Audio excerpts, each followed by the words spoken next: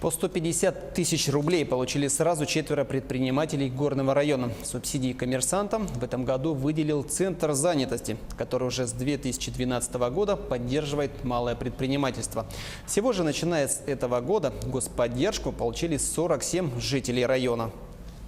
Жителю Бердигостяха Ивану Степанову, не прошедшую комиссию в прошлом году, со второй попытки удалось получить долгожданную господдержку. Идея занятия холодной металла была у Ивана еще 3 года назад.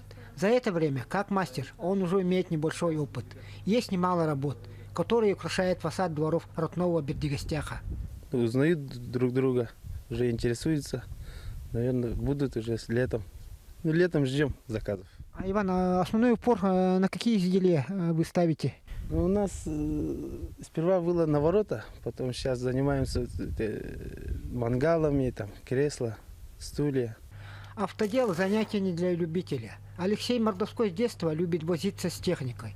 Благо, отец Михаил Михайлович – опытный шофер, да и родные братья пошли по стопам главы семейства.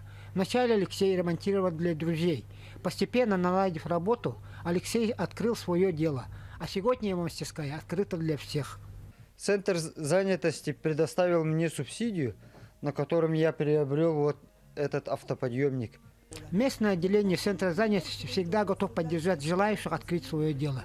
Уже совсем скоро, в середине мая, еще 6 предпринимателей получат господдержку. На этом коллектив, возглавляемый Евдокией Дмитриевой, не останавливается.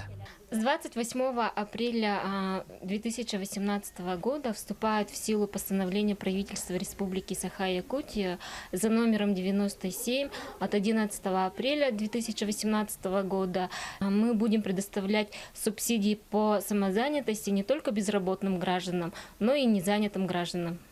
На сегодняшний день коллектив Центра занятости удовлетворен тем, что получившие поддержку предприниматели имеют свой доход. При этом немаловажное значение имеет его стабильность. Михаил Мордовской, Бердигостях, Горный Улус.